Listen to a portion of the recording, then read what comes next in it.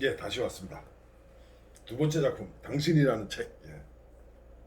자, 아까 저기 출근이라는 말에 뭐 몸소리를 친다 이런 거 이해가 안 간다 제가 얘기를 했는데 제가 좀 상식이 짧았던 것 같아요. 우리 감독님이 이거 촬영하는 감독님이 설명을 해주시니까 그거구나. 그게 뭐냐? 지금 1인칭 서술자, 1인칭 화자는 직장인이 아니잖아요. 그런데 만약에 직장인 같은 경우는 출근 그러면 막 지겨운 거야. 또 가야 되나? 오늘 휴일이었으면 좋겠다. 뭐 이런 식으로. 그래서 출근이라는 단어에 그냥 몸서리치게 막 싫어가지고 그런 직장인이 되었으면 좋겠다는 거죠. 그죠? 예. 지금은 직장인이 아니잖아. 그러니까 직장인이 아니기 때문에 오히려 그런 것까지도 생각하는 거예요. 이 1인칭 화자는 몇 단계 앞을 내다보고 그런 말을 하는 것 같아요. 그죠? 저는 아니 지금 또 알바생인데 출근이라는 단어 그러면 설레야지 저는 그렇게 생각했는데 보니까 아니더라고요. 네. 저도 많이 배웁니다. 이렇게. 자, 이순자님 발제문 보겠습니다. 이순자님 발제문을 읽다가 어떻게 이런 생각하셨지? 왜 이렇게 읽으셨지? 이런 느낌이 들었어요. 이게 뭐냐면은 처음에 보면 참 잘 쓰셨어요. 이 글을 읽으며 애써 수정을 잘 하려고 노력하는 모습이 보인다. 그죠? 노력 많이 하신 거예요. 당신이라는 책. 초고에 썼던 글보다 더 훌륭하고 매력이 있어 읽기가 좋았고 성여사와 윤희 이모의 중심적인 사건들을 잘 묘사해서 좋았다. 저기 우리 하나 알아두세요. 이순자님 잘 보세요. 초고에 썼던 글보다 더 훌륭하고 문장 고치겠습니다. 초고보다 더 훌륭하고 이러면 됩니다. 초고에 썼던 글이 아니고 초고입니다. 초고. 초고가 뭐예요? 첫 번째 원고. 첫 번째 원고보다 더 훌륭하고 이러면 됩니다. 사실은 이거 이순자님만 해당되는 게 아니라 많은 분들이 이 문장을 보면은 굉장히 어색한 문장들 많아요. 저 감상문 쓰고 이렇게 글씨 쓰면서 꼭 좀 이렇게 좀 훑어보세요. 그리고 저 이순자님은 이렇게 느끼셨어. 성여사가 아끼던 블라우스를 꺼내 입고 시몬을 불러 봐달라고 불렀을 때 마치 자신의 죽음을 암시해 주는 듯한 생각이 들었다. 근데 초고를 알고 있기 때문에 그런 거 아닐까? 네. 얼마나 즐거웠으면 그렇게 옷을 입고 그러겠어요. 어쨌거나 그다음에 여기 이게 이순자님이 이 글은 이 부분은 좀 의아하게 생각해요. 유감스러운 것이 있다면 책방의 이야기가 특이한 반응을 보이지 않고 너무 좀 길어진 것 같다. 책방의 이야기가 특이한 반응이 보이지 않는다는 게 무슨 말이에요? 책방의 이야기가 특이한 반응을 보이지 않는다. 주어 소수로가 안 맞아요. 즉 책방 이야기가 별로 특이한 반응이 없다. 나에게는 제가 이순자님 입장에서는 책방 이야기에 별로 그렇게 재미가 없다 이런 뜻인데 그 다음에 밤의 책방 이야기를 좀 줄이고 라고 그랬는데 밤의 책방 이야기가 여기 나왔나요? 아예 없는데 어쨌거나 밤의 책방 이야기를 뺐어요. 빼고 윤희 이모와 성여사 이야기도 좀 간단하게 줄이면서 대신에 시문이 입양된 사실을 밝혀진 후 시문이 입양된 사실이 밝혀진 후에 각자의 심리 묘사 그리고 시문과 성여사와의 사이에 일어나는 감정들을 독특하게 잘 그려내면 문장이 더 좋아지지 않을까. 너무 많은 걸 이렇게 한꺼번에 써서 하셔가지고 도대체 뭘 어떻게 하라는 건지 헷갈리시겠어. 밤의 책방 이야기는 아예 없죠. 지금. 결정적인 건 뭐냐면 뒤에 가서 밤의 책방이 딱 단어가 한 번 나와요. 그건 뭐냐면은 지난번에 얘기했죠. 우리가 소설 한 편을 수정을 하잖아요. 단어 하나 고치면은 전체를 다 봐야 된다고. 그 단어 때문에 앞에 혹은 그 단어 뒤에 뭔가 어느 문장에 그게 걸려요.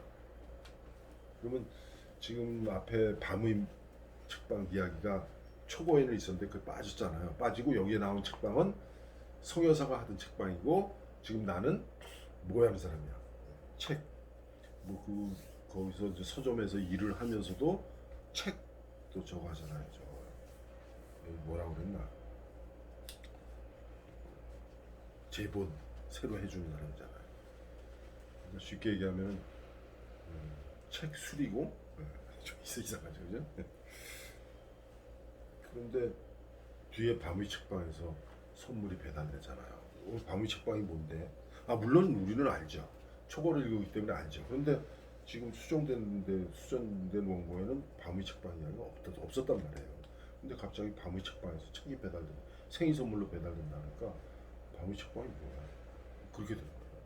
그래서 지난번에 얘기했듯이 우리가 단어 하나 고치고 문장 하나 고치잖아요. 그러면은 앞에 뒤에 다 살펴봐야 돼요. 연관되는 거 있는가. 그 다음에 수정만 좀 더 잘 되면 훌륭한 수준이 되겠다. 그 다음에 김상부님, 아까 얘기했듯이 제일 먼저 올려주셨어요. 다음 주에 할 걸 미리 올리셨어. 새로 올리신 거예요. 전작의 좋음이 아직도 남아있는 작품이라 수정작이 쉽게 다가오지 않는다. 이게 뭐냐면은 흔히 우리가 저 소설 창작 교실을 소설 창작 교실에서 수강생으로서 의무적으로 과제를 읽잖아요. 그렇게 의무적으로 과제를 읽다 보니까 처음에 초고 올라왔을 적에 당신이라는 책을 읽었을 적에 김상범님은 굉장히 좋은 인상을 받은 거야. 즉 이 작품의 초고에 매료가 됐다 이렇게 얘기할 수가 있어요.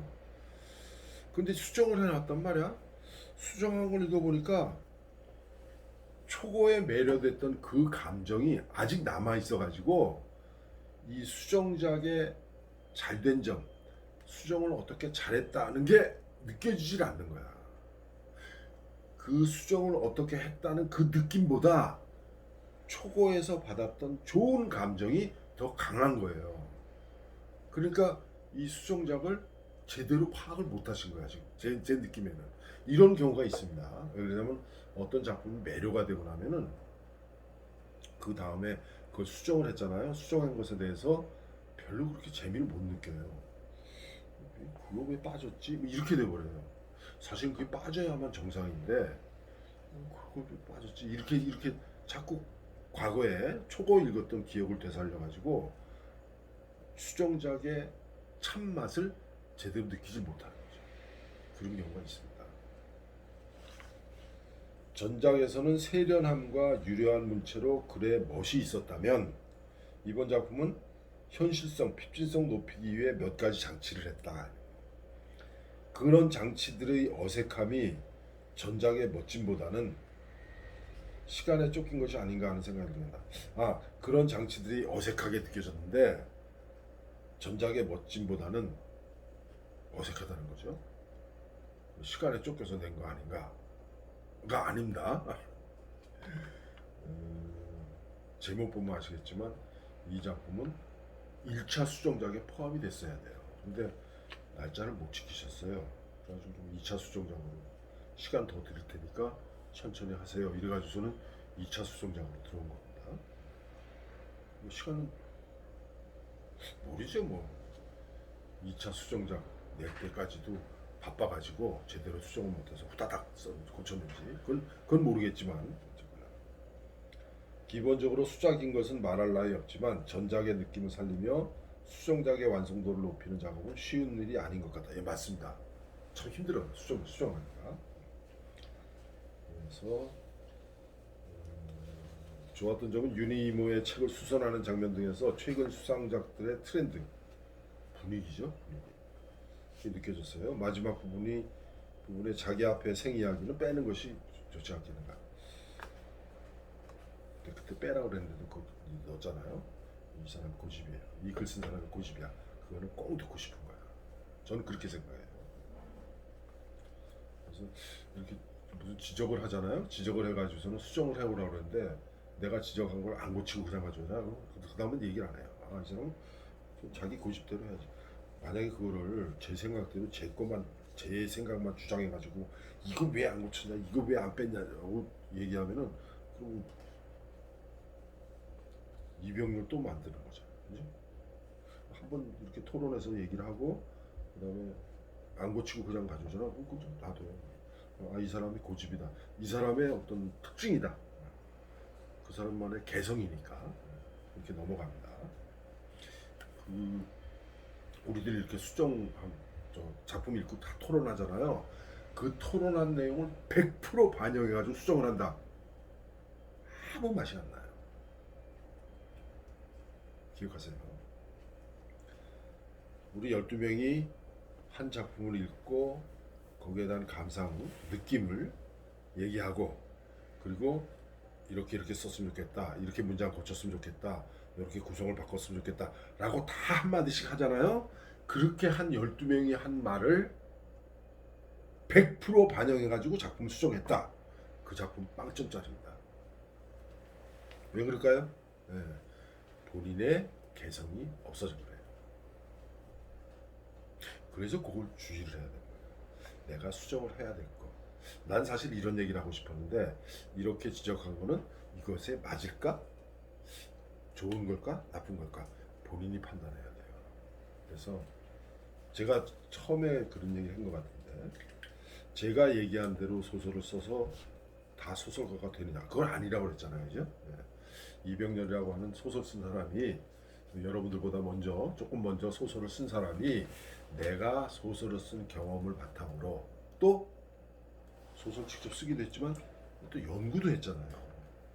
대학원 석사 박사 하면서 현대 소설을 많이 읽고 그 현대 소설의 특징, 창작 기법 이런 것도 연구를 했단 말이에요. 그거를 바탕으로 여러분들에게 전해주는 거예요. 그거 100%다 수용하면 어떻게 될까요?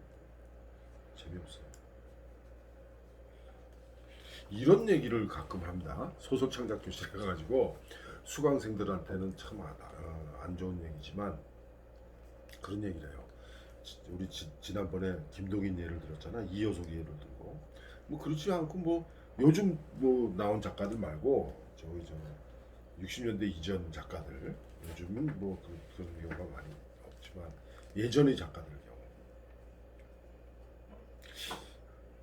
문학 개론, 소설 창작 입문, 뭐 소설 창작 특강 그런 거 배웠을까요? 안 배웠어요.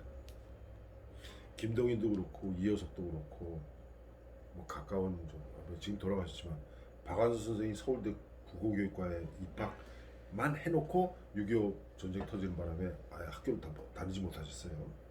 그러면 박완서 선생 같은 경우 서울대 국어교육과에 입학을 해야 되는데 입학을 못하고 그러니까 대학 강의 한 번도 들은 적이 없어요. 근데 소설을 썼어요. 문학개론이니 뭐 소설 창작이니 현대 소설론이니 이런 거 강의 안 들었어요. 근데 소설 썼잖아.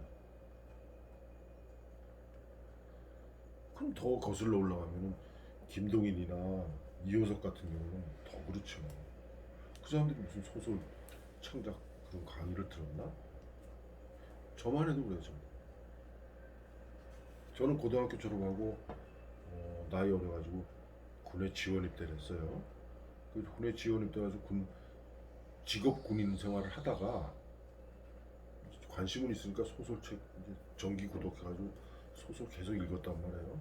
근데 어느 순간 현대문학이나 뭐 월간문학 그때 당시 문학사상, 한국문학 이런 데 나오는 소설을 읽으면서 문득 든 생각이 아이고 이 정도면 나도 쓰겠다 이런 생각이 드는 거예요.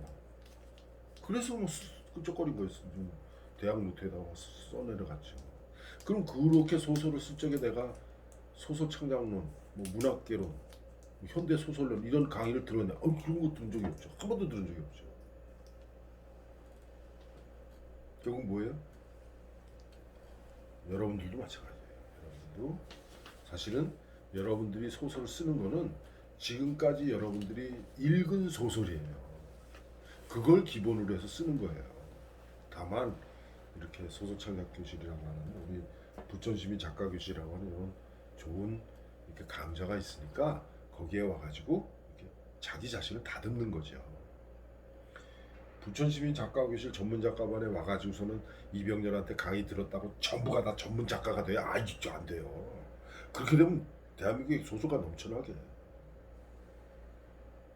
누가 되는 거예요? 본인이 되는 거예요.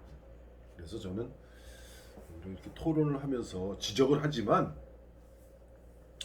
자기 자신의 중심, 자기 자신의 개성을 꿋꿋하게 지켜내고 그렇게 나가고 있는 사람들, 그런 사람들이 오히려 장하게 느껴져요. 그리고 그런 개성이 잘 드러나게 되고 또 이렇게 조언을 해주죠. 그래서 어떤 쪽에는 제가 심하게 나무라기도 하지만 때로는 이게 좋다. 이게 어떻게 이런 생각을 했지? 그런 얘기를 많이 합니다. 윤명우님이 지금 저하고 비슷한 생각으로 지금 말씀을 하시는 거야. 뭐냐면은 이거 좋은데 이건 또 어떨까? 이렇게 말씀하시는 거예요. 이렇게 해라가 아니라 성여사라는 책을 한 권 쓴 것처럼 글을 쓰고 있지만 정작 성여사의 고뇌는 크게 느낄 수가 없다. 그렇잖아요. 정확하게 지적하신 거예요. 당신이라는 책에서 당신은 성여사예요. 그러면은 지금 시몬의 입장에서 성여사라고 하는 책을 쓰고 있는 거야. 그 책을 얘기하는 거야. 그럼 이 소설 한 편은 성여사의 삶이 나와야 돼요. 성여사란 누구인가? 그래야 당신이라는 책이잖아. 그러면 왜 이 당신이라는 책을 쓰게 됐는가? 그리고 나에게는 당신이라는 책이 어떤 의미가 있는가? 이걸 얘기하는 거고 거기서 당신은 바로 성여사예요.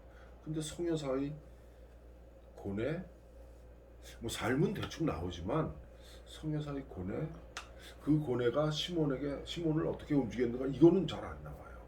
물론 뭐저 담임 선생님 찾아가서 한 얘기 그다음에 결국엔 말을 하지 않지만 생모가 찾아와서 뭐 어쩌고저쩌고 한 얘기 그런 얘기는 있죠. 나오지만 그것만으로는 좀 부족하죠.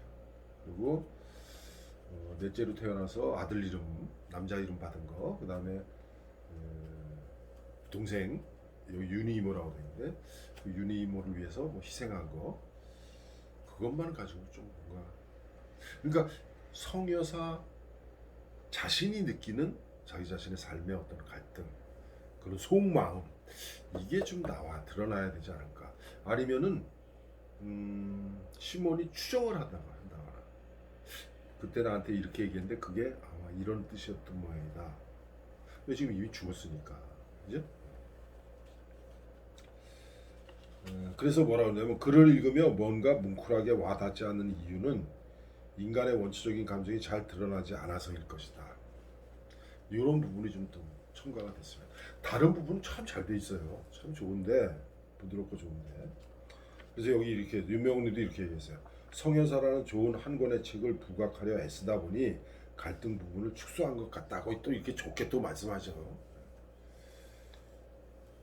그게 2% 부족하다는 거예요. 앞에 우리 재활용 인생 수정한 거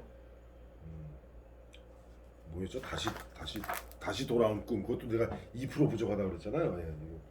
이 당신이라는 책도 그런 한 2% 부족한 거예요. 문장이나 플롯 매우 훌륭하다.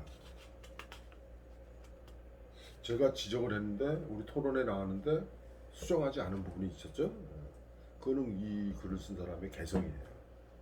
고집이에요, 고집.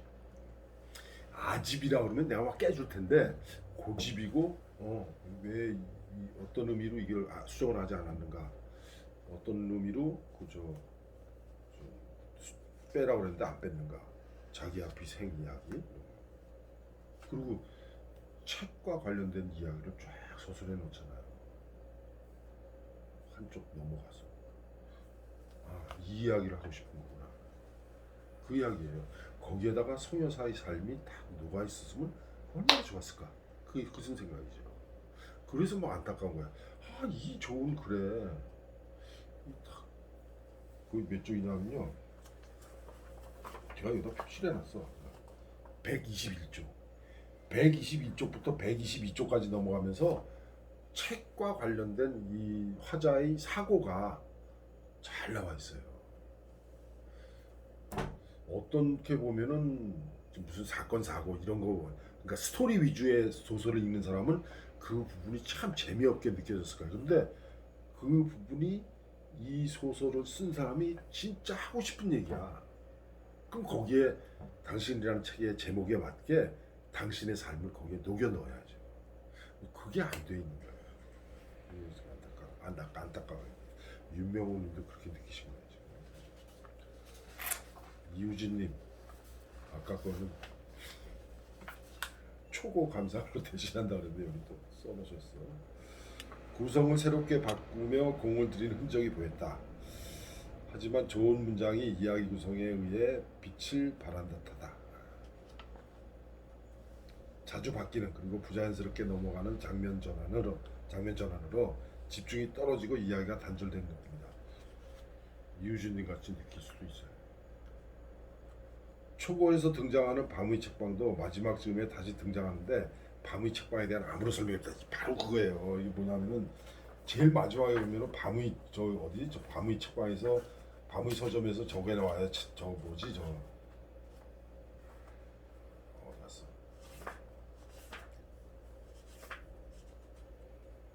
응. 생일날 우편물이 하나 배달되었다. 밤의 책방에서 온 소포였다. 요거 전에 요거 앞부분에 밤의 책방 얘기가 있었나? 없었잖아요. 그러니까 우리 지난번에 토론하면서 밤의 책방이 좀 이상하다. 무슨 이런 책방이 있냐. 통째로 빼버리신 거야. 밤의 책방과 관련된 내용. 그렇게 해놓고서는 지금 요 밤의 책방에서 책이 왔다, 선물이 왔다 그러니까 이게 또 뭐야? 갑자기 뭐야? 그래서 아까 얘기했듯이 소설 수정한 쪽에 단어 하나 고치면 문장 하나 수정하면 전체를 다 봐야 됩니다. 그것과 관련된 거 다 함께 고쳐줘야 돼요. 그 다음에 개인적으로 유니이모 내용 중 굳이 필요할까 하는 내용들이 보였다. 시문과 송여사의 이야기 전개에 불쑥 끼어든 것 같아서 어울리지 않았다. 예, 그렇게 느낄 수 있어요. 유니이모가 왜 여기서 이렇게 수정작에서 유니이모를 등장시킨 것까지는 괜찮은데 그럼 유니이모의 등장은 성여사를 돋보이게 해야 돼요. 성여사의 어떤 삶의 모습이라든가 고뇌라든가 이런 것을 독자들이 잘 이해할 수 있게끔 보조 역할을 해줘야 되는데 오히려 유니이모의 삶이 더 드러나요. 예를 든 작가의 내용 비유도 공감이 되지 않고 겉도는 느낌이다. 그렇게 느낄 수 있어요. 그러니까 지금 이우진님은 그런 것까지 다 살피시는 거예요. 아무튼 저는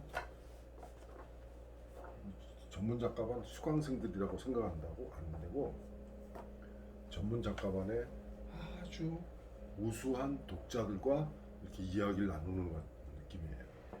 그런 우수한 독자들과 함께 나누는 이 이야기를 이 글을 쓴 사람들 여기 우리 저 같이 글 써서 내신 분들 이런 분들이 작가가 돼가지고 그 우수한 독자들의 이야기를 좀 들었으면 좋겠어요. 그 들어서 자기 거로 만들어야죠. 그죠? 그 다음에 우리 거죠? 이령님 거 간단하게 요약을 했어요. 퇴고한 당신이라는 책은 성춘배라는 책에 집중한 느낌이다. 맞죠? 송여사라는 데 집중했어요. 성춘배의 사고 내용이 앞으로 옮겨서 긴장감을 더한 효과가 있다. 그렇게 볼 수 있습니다. 초고에 있던 이지수와 관련된 내용이 빠지고 아주 잘 빠졌어요. 어쩌면은 이지수라고 하는 그 소녀의 행위 그거는 따로 단편 하나 만들 수 있을 거예요. 사실 그렇잖아요. 지금 여기 우리 처음에 첫 문장에 집중했는데 이 지수는 첫 장을 오려가잖아요. 그게 왜 그런 행동을 하게 됐는가? 그런 걸 심리학적으로 따져서 좀 잘 심리학하고 어우러지게 이렇게 또 다른 한편의 이야기가 나올 수 있어요. 그 다음에 윤희에 대한 소설이 늘었다. 그 다음에 초고에서는 이지수 학생의 부모님이 밤의 책방을 운영한다고 했는데 퇴고에서는 성여사가 운영한다. 성여사가 밤의 책방을 운영하는 게 아니라 성여사는 서점을 운영하는 거죠. 지수라는 학생이 빠지게 되니까 통째로 그걸 빼게 되니까 밤의 책방도 다 뺀 거예요. 근데 그 뺀 거는 생각 못하고 뒤에 밤의 책방에서 책이 배달됐다고 선물이 배달됐다는 거죠. 그렇게 수정을 이렇게 연결이 안 시킨 거죠. 초고에서 시문은 사서로 나왔는데 퇴고한 당신이라는 책에서는 윤희에게 예술 제본을 배운다고 합니다. 의미가 있어요. 당신이라는 책의 의미 이게 쭉 이제 서술되잖아요. 그리고 그 책을 이렇게 저기 재본해서 새 것으로 만드는 작업. 우리 저 뭐 구두 이렇게 구두나 가방 이렇게 낡은 거, 좀 이렇게 명품 가방 같은 거 가서 수선을 하잖아요. 그런 식으로 책도 그렇게 수선을 한다는 거죠. 그럼 그 책을 수선하는 의미는 뭔가? 그리고 수선하는 것하고 성여사의 삶, 그 성여사의 삶을 담은 책은 어떤 관계인가? 이런 게 겉도는 것 같은 느낌이 들어요. 읽으면서 걸리는 부분, 뭐 띄어쓰기 몇 개 지적하셨는데 지적한 게 많이 없는 걸 보니까 잘 됐다는 거겠죠. 이인영님, 좀 더 당신이라는 책에 어울리는 느낌이다. 어색하게 느껴지던 범죄자 소녀 지수를 여기서 범죄자 소녀라고 했어요. 사라지고 윤희 이모 이야기가 더해졌다. 이야기의 중심을 성여사 시문에서 성여사 시문 윤희로 확대한 게 좋은 시도였는지는 모르겠다. 그러니까 초고에서는 성여사하고 시몬 요거 관계만 있었는데 지금 이 수정작에서는 성여사, 시몬, 그다음에 윤희 이모 이렇게 세 사람의 삶을 이렇게 다 드러내니까 과연 잘된 건가 그런 생각을 한 거죠. 그런 부분이 좀 아쉬워요. 그 윤희 이모의 삶을 드러냄으로 해서 성여사의 삶을 독자가 잘 느끼게끔 해줘야 되는 보조 인물로 나오면 좋겠는데 이건 뭐 거의 세 명의 주인공이란 느낌이 들 정도로 이렇게 써놨으니까 주인공의 직업이 사서에서 책 복원가로 바뀐 것도 좋아요. 독특하고 인상적이다. 밤의 책방, 봄밤, 꽃놀이, 윤희 이모의 프랑스와 같은 어딘지 꿈꾸는 듯 낭만적인 키워드에 책 복원가도 참게 잘 어울린다. 밤의 책방은 별로 없네. 사서보다는 책 복원가로 바뀌고 밤의 서점이 이야기의 중심으로 들어온 부분은 훨씬 매끄럽고 무엇보다 독특한 느낌이다. 이상하다. 인형님, 이 밤의 책방 이야기, 밤의 서점 얘기 없어요. 근데 뭐 밤의 서점 이야기가 중심으로 들어왔다. 이게 왜 그러냐면 성여사가 운영했던 서점을 초고에서 우리가 읽은 기억이 있어가지고 그것을 밤의 서점으로 이인영님이 생각하신 거야. 이렇게 이해를 합니다. 그래서 척하면 삼촌이라고. 왜 이렇게 느끼셨구나 이런 걸 알죠. 왜 그러냐면 우리는 같이 초고하고 수정작 같이 읽었잖아요. 그러니까 어떤 느낌을 얘기했을 때 저 뭐 때문에 저런 얘기를 하는구나 이런 걸 이해하는 거죠. 그 다음 한정민님 거 봅시다. 이지수 학생의 이야기가 삭제되어 산만함이 줄고 더 단편다운 구성이 되었다. 맞아요. 그렇습니다. 좋은 얘기했어요. 한정민님께서 성춘배를 꼭 사망에 이르게 해야 했을까? 여러분들 아시는지 모르겠어요. 박범신이라는 작가가 있습니다. 그 박범신이라는 작가가 명지대 저 문창과 교수를 하셨는데 박범신이라는 작가가 거기 써놓은 글에 보면 그렇게 있어요. 소설가는 자기 소설 속에서는 신과 같은 존재다. 내가 펜을 어떻게 굴리느냐에 따라서 요즘은 타작이죠. 요즘은 자판을 어떻게 두들기냐에 따라서 소설 속의 인물은 죽고 살고 합니다. 작가가 죽이려면 죽이고 살리려면 살리고 팔 부러뜨리려면 부러뜨리고 가난하게 만들려면 가난하게 만들고 자판은 내가 어떻게 두드리냐에 따라서 달라진다 이거죠. 그러나 소설 속일 망정 살인을 하지 마라 이렇게 써놨어요. 박범신이라는 작가. 그건 이제 박범신이라는 작가의 어떤 특징이라고 그럴까? 그렇다고 뭐 박범신 소설에 사람 죽은 거 등장인물 죽은 거 안 나오냐? 그렇지는 않은데 그만큼 신중하라는 거죠. 그래서 그것과 관련지어서 요즘 여러분들도 해보셨나? 요즘 그 젊은 사람들 좋아하는 게임들 있죠. 전투하는 게임. 칼 들고서는 가서 찌르고 죽이고 수류탄 던지고 총 쏘고 막. 좀 잔인하잖아요. 그 게임이 잘못하면은 아직 그 인격이 완성되지 않은 그 미성년자들한테는 그런 게임이 악영향을 줄 수가 있어요. 그래서 그 게임을 등급 이거 정할 적에는 그거 굉장히 고려를 많이 하는데 리셋 증후군이잖아요. 리셋 증후. 리셋. 가서 죽이고 막 그럼 내가 죽었어. 게임하는 내가 죽었어. 그럼 어떻게 해? 리셋. 처음부터 다시. 그럼 다시 살아나잖아. 그러는 줄 알아.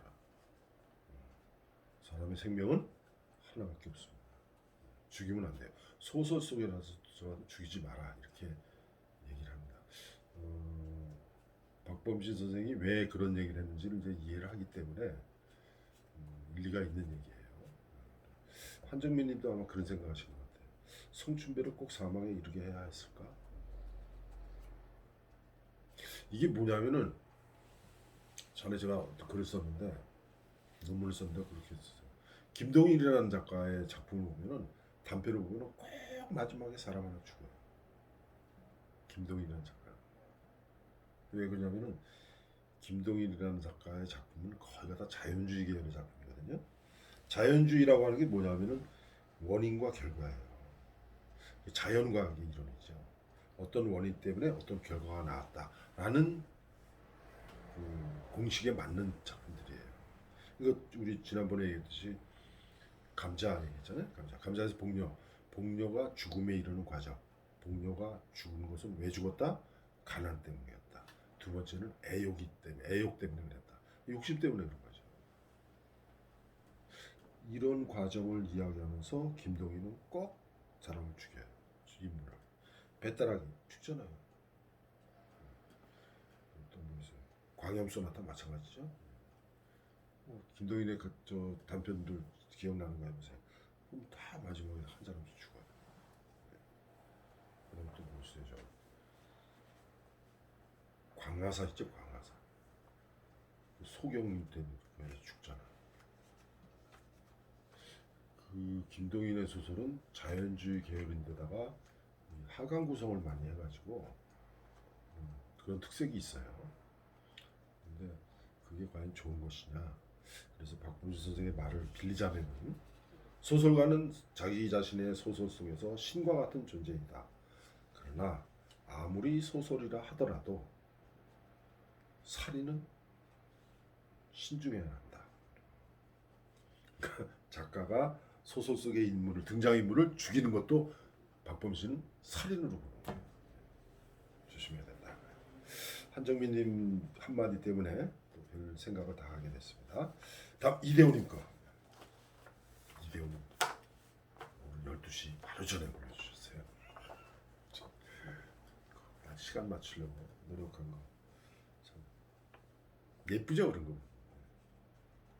이대호님이 몇 살이나 되셨나? 내가 예쁘다는 표현이 맞나 모르겠어요. 그 시간 맞춰서 딱 올리려고 하는 그 마음이 예쁘다는 거예요. 첫 작품과 수정 작품의 변화가 많다. 야, 그렇죠, 많죠. 이지수가 빠지고 성여사가 부각되었다. 그렇죠. 근데 몇 달을 매주 평가하다 보니 그 작품이 그 작품같이 혼돈스럽다. 집중을 해서 작품을 읽고 감상문을 작성해야 하는데 마음만 앞서고 있다. 월요일 12시까지 제출해야 한다는 압박감에 주일 쓱 훑어보지만 첫 작품이 오버랩되면서 혼란스러워진다. 그냥 읽은 그대로 감상문을 적어야 하는데 지난번 작성했던 내용을 배제하려다 보니 작성하고 읽어보면서 핏이 굳는다. 요것이 감상문인가? 네, 이게 감상문이에요. 네. 이렇게 쓰셔도 돼요, 감상문. 감상문이라는 게 뭐예요? 내가 느낀 대로 쓴 거 아니에요. 내가 느낀 대로. 갑자기 감상문 설명해주고 싶네요. 감상문 많은 사람들이 감상문 그러면 이렇게 써요.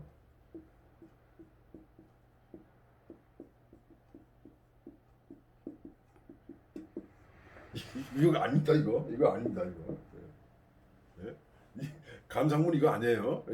이건 그냥 느낌이에요. 느낌이고 소설이나 우리가 쓰는 소설, 영화 아니면 연극 이런 예술 작품을 우리가 감상을 했다 그러잖아요. 그때 감상은 이렇게 써야 돼요. 이렇게.